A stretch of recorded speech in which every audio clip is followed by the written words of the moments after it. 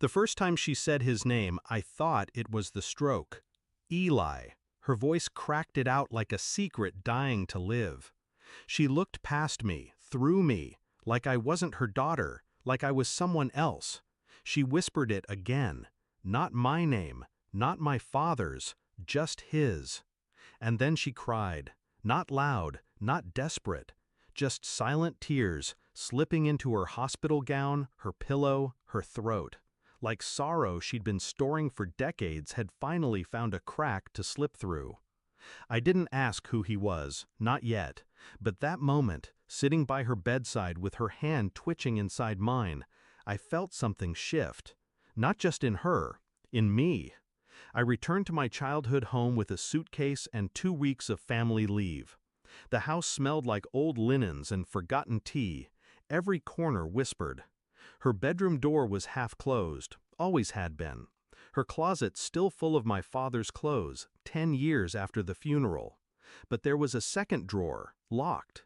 I didn't even remember it being there, until I opened her dresser and found the key. Inside, a stack of envelopes, all addressed to E. Ward. Same return address, all unopened, neatly arranged, carefully ignored. My father's handwriting. He'd sent letters, long after he died, and she'd hidden them, or lied. My pulse ticked in my ears like a clock running out of time. I didn't ask her outright, not yet. Instead, I started pulling threads. I visited the address on the envelopes.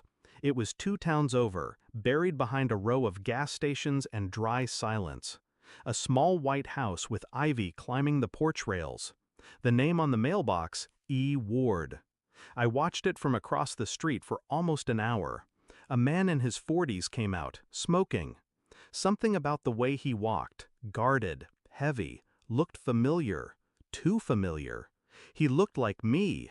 Same mouth, same nose, same eyes. I took a photo, sent it to my old college roommate, an analyst. She ran a facial scan through an ancestry program she still had access to.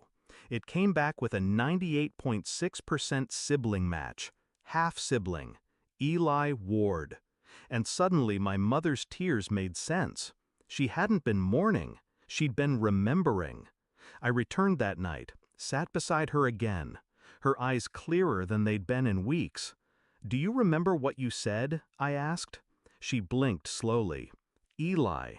The name landed heavier this time. Her lips didn't flinch. I handed her the photo. She didn't even pretend not to recognize him. "You had a child with someone else while you were married to Dad." She nodded, once. "Before you. I had Eli before you. But I kept him, even after your father said he wouldn't raise him. And then? I sent him away. Told your father it was done. But I couldn't let go. I wrote. I visited. Quietly. And Dad found out?" She looked away. "That's why he left. Not business. Not cancer. Not distance. You broke him." She didn't argue, didn't defend herself. She just cried again. But this time, I didn't offer her my hand. I drove back to Eli's the next morning. He didn't answer the door, but I left a box on his steps. Inside, the letters, all of them, and a note. "She never stopped loving you, but she chose silence over truth. This is your past now, yours to keep or burn."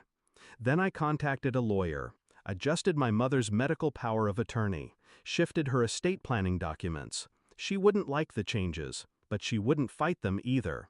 She'd forfeited the right to dictate legacy when she buried a son. I arranged for a caregiver, someone objective, someone who wouldn't be swayed by guilt or blood, and I stopped answering her calls. The last voicemail she left was short. "I'm sorry. I thought I was protecting you." She wasn't. She was protecting the story she wanted to live with, the lie where she was the mother who never failed anyone. I didn't go back to the house, didn't pack anything. I let it all rot there, where it belonged. Sometimes people ask if I forgave her. I say yes, but not because she earned it, because I had to burn something inside myself to feel free. I forgave the child in me who believed love was simple. I forgave the adult who clung to a mother-shaped myth. But her, she became a name I once answered to. Not a truth, not a wound, just a door I finally shut and locked from the outside.